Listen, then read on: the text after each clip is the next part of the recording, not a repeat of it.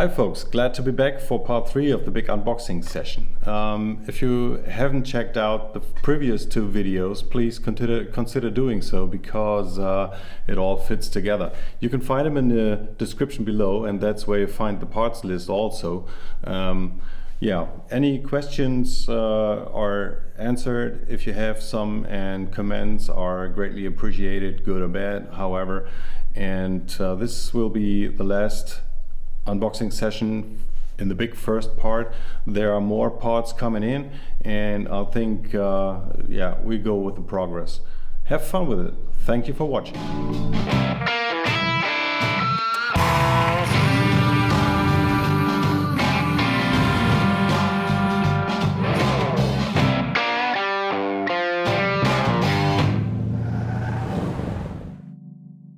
The nice temperature, cooling in summer, heating in winter. And the OE system in the truck, it does heat in the winter, but it doesn't cool in the summer. The OE stuff, it originally was equipped with AC, but that system was missing when I bought the truck in '93. And in '93, nobody thought about AC systems. These days, when we have temperatures around 30 to 40 Fahrenheit, no, 30 to 40 Celsius in Germany, you want to have an AC system. This is aftermarket stuff anyone uses, and it's really popular. And I think the sheer number of customers they have a good reputation in the market. And the system's fitting and working nice, and hopefully it'll do that for me too. It is a sure fit system, which means it is made specifically for the 73 to 87 Chevy trucks, which are basically the same. There are only little differences with these systems. This is the control, and I want to look at this specifically because on the pictures it really looks nice. These are miscellaneous parts, that's what the badging says.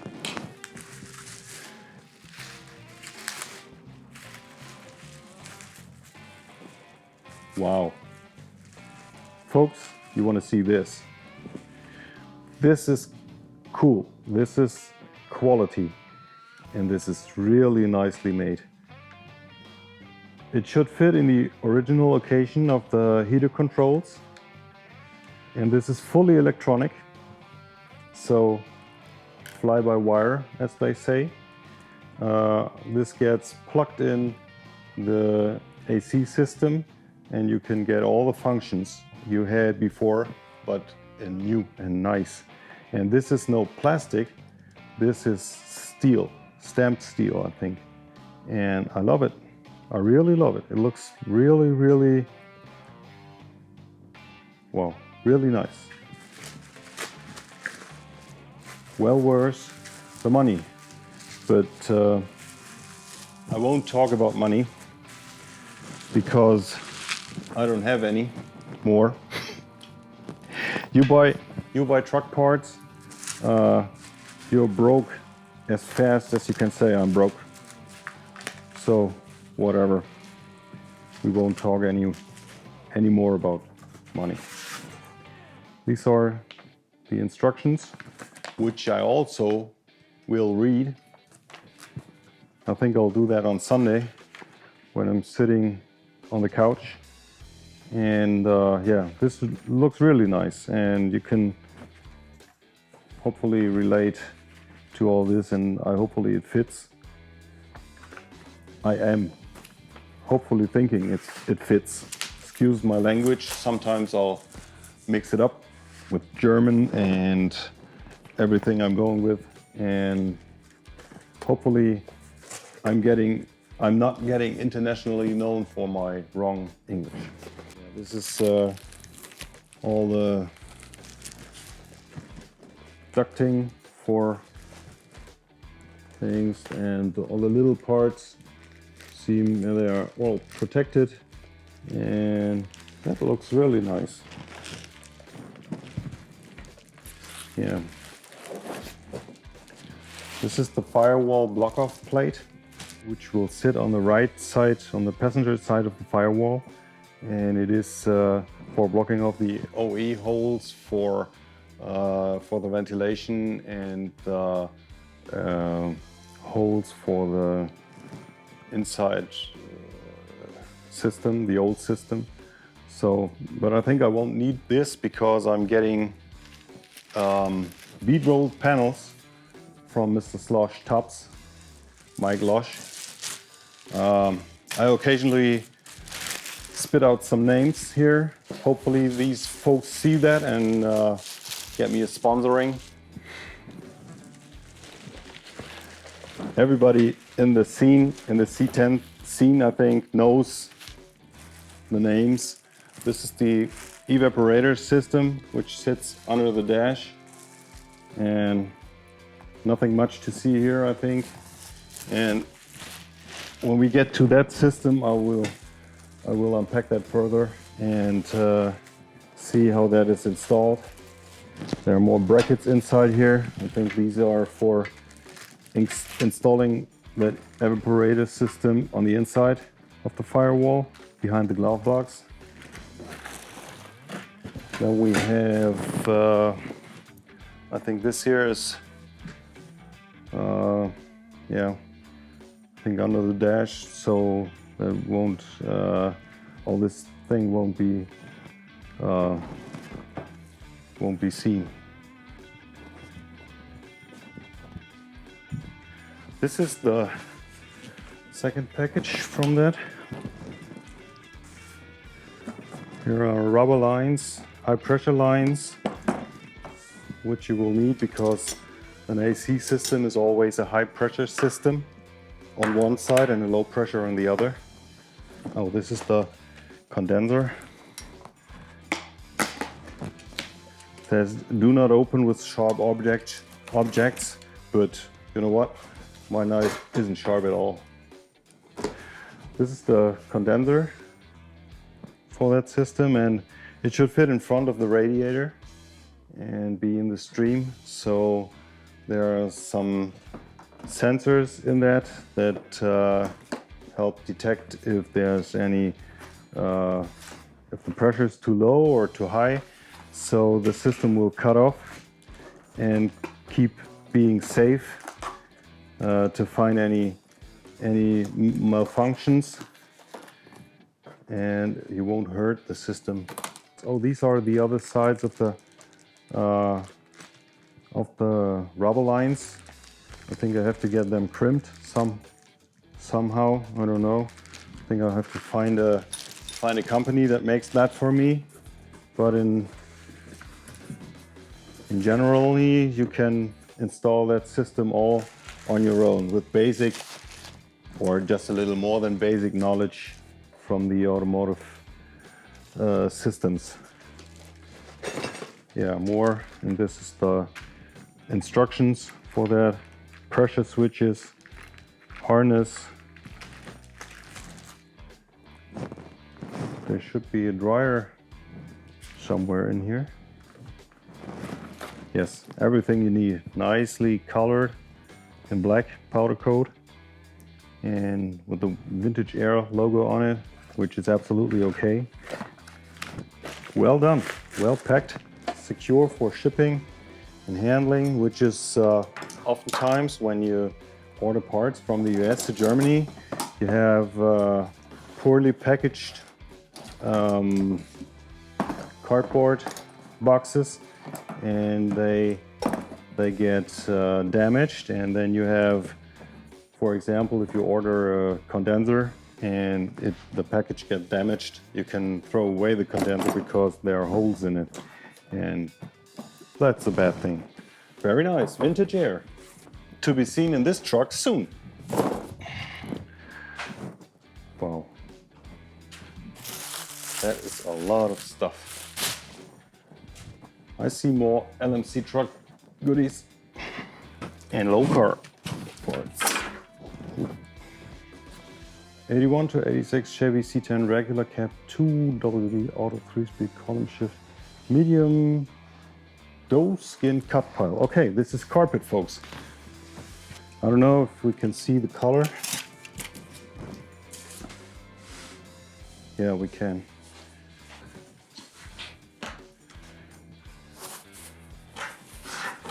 This will be the carpet color, which is yeah, light brown, I think. That should match to the interior color I chose, which was camel, and it's vinyl. The kick panel carpet sheets we already saw, and these match too. Wow, nice. So this is insulated some. I will see. I'll do some more insulation in the truck with I think Vibro Solution parts from Squarebody Syndicate, but I haven't ordered yet, so this may be the right time to do it, so that it's here when I want to do the interior sometimes. This is miscellaneous parts. This is a ICT billet belly cover for the LS motor. What else do we have here? This is for getting the air out the cooling system on the engine. This motor has on all four edges. You can get these on and pull it together, and the air bubbles get out the cooling system and transport it through the water pump, either just to the water pump or to the radiator. So I'll see how I install that, and it should fit underneath the intake manifold. This system is also from Holley. It's a LS steam tube kit, and these are the adapters to put it on the heads, and it'll swivel, so you can get the lines nice and tight, so no problems should occur here. And you often, when some folks block these things on their engines and have cooling problems that occur over time because there are bubbles getting in the cooling system, and if the engine isn't level, they'll collect at the most upper point, and they get overheating issues then. And I don't want to do that. Trick flow. Oh, this is nice. This is an adapter kit or a retrofit kit for a timing chain dampener that I'm retrofitting on the timing chain. I noticed when we put in the new timing chain, it was very sloppy, and I at first thought the timing chain was damaged already or lengthened, but it isn't. It is like it is. And so this dampener, this retrofit dampener, is good for getting. This is the part that actually dampens the chain. The chain is going around this way, and this is actually the dampener, and that was the bracket to that thing. So that should take the slack out of the chain. This is an instruction from Hooker. Oh, this is for the exhaust manifolds. This is oil filter block-off plate from ICT Billet. These are MSD spark plug wires for the coil relocation version I had in mind first, but I think that won't happen. So these will be for sale someday. E3 spark plugs for that engine. I had them in my small block, and I'm very impressed with them. because you could literally feel the power over OE plugs. These are ARP bolts for timing chain cover and for header flanges. This is an Autometer adapter for an oil pressure sensor. Oil block-off plate for the camshaft retainer.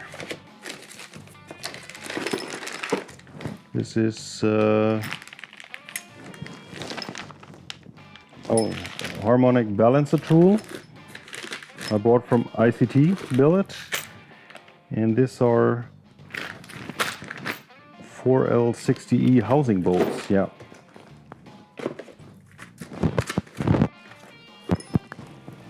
If somebody sees this video and see any false information I put out or sees anything I forgot about, just give me a shout.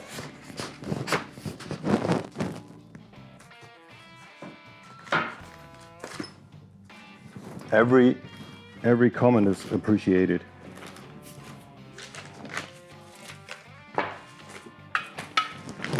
What else do we have here in this goodie bag? Oh.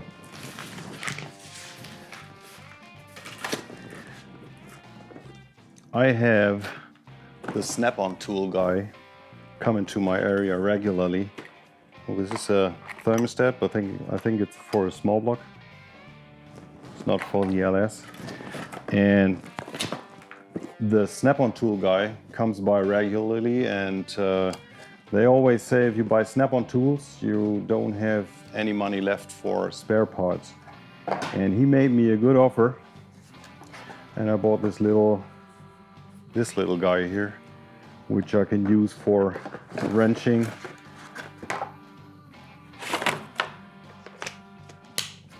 And I love it.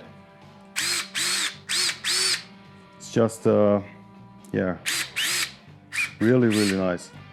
And don't tell my wife what the costs were. And I won't tell it to you either. I could have bought a whole pile of parts for that, but I love it, and it's really good. And he made a good price anyway. So that will be coming to use when I disassemble the truck, and hopefully it'll last the better part of my rest life. These are just that's a charging station, and the batteries. Real cool stuff. Comes in very handy when you need to do some quality wrenching. You may think this is a crazy guy. He buys everything double or in two different versions, just in case one or the other will occur.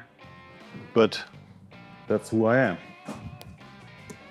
I recently been to America, where I have family. I have a brother there and a sister, and my dad lived there. I went to Advanced Autoparts and I went to Reilleys Autoparts. And if a guy like me goes to an auto parts store, he buys something. Yeah, and I did. I did buy a tubing bender for brake lines, fuel lines. I did buy a flaring kit also for fuel and brake lines. I did buy some hex head Allen wrenches, some spark plug boots, heat shields, but I think they're mostly for headers. I bought some battery pole adapters from. In Germany, we mostly use the upper poles, and in the US, they mostly use the screw-in poles for the batteries. And so sometimes we have to convert them, so to use the OE battery cables. And I bought some adapters just in case.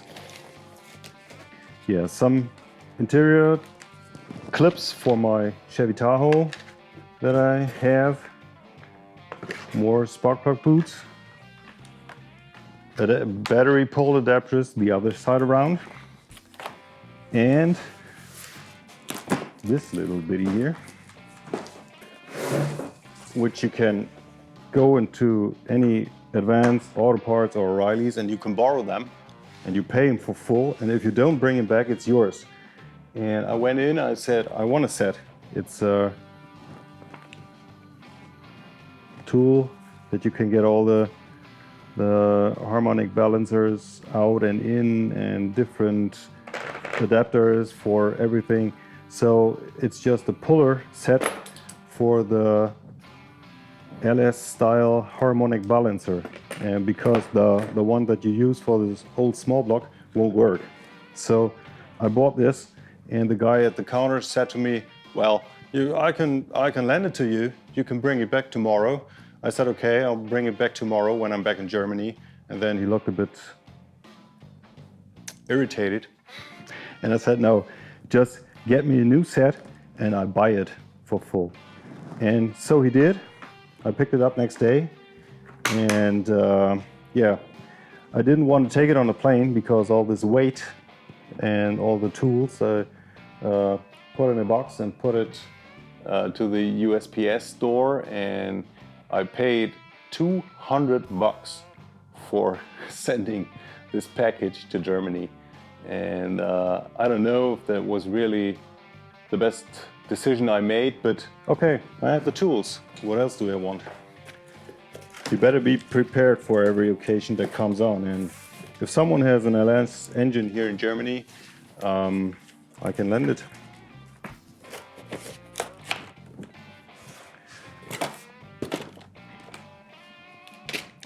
I'm like the princess in the shoe store now. So, folks, I think that was the last box. Now I have some unpacked parts lying around here,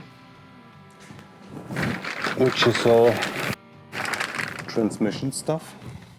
So, what do we have here? This is the OE transmission dipstick I got with the 4L60E. This is engine dipstick, brand new, or engine. This is the dipstick for that. And this, folks, is the column shifter linkage. So that's for getting the transmission shifted from the steering column. This is a kind of a universal kit, and it's fitting for TA 350, 400, 700 R4, and it also fits for the 4L60E. And this is info that I got from this swap mount book. I just printed it out and made a book of it. But there's so much useful information in here, and you get all that stuff and buy it from part numbers they provide, and that's the way I will go.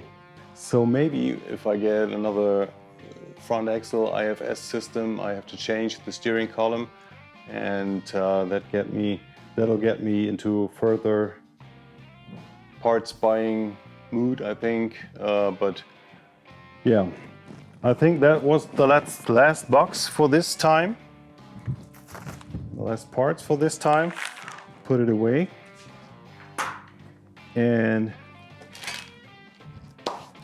I hope this was a bit entertaining, and I hope you maybe subscribe to my channel, the Gearhead Depot channel.